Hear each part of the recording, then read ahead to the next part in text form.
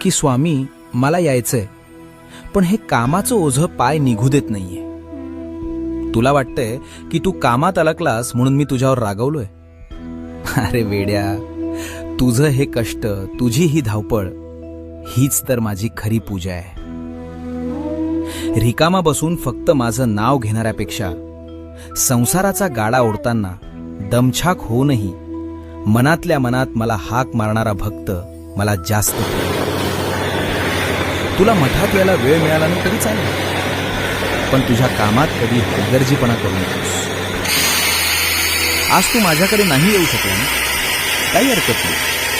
बघ, आज मीच तुझ्याकडे आहे.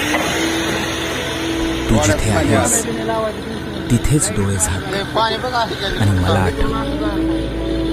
तुझ्या मागे उभं राहून तुला बळ देणारा हात माझाच आहे.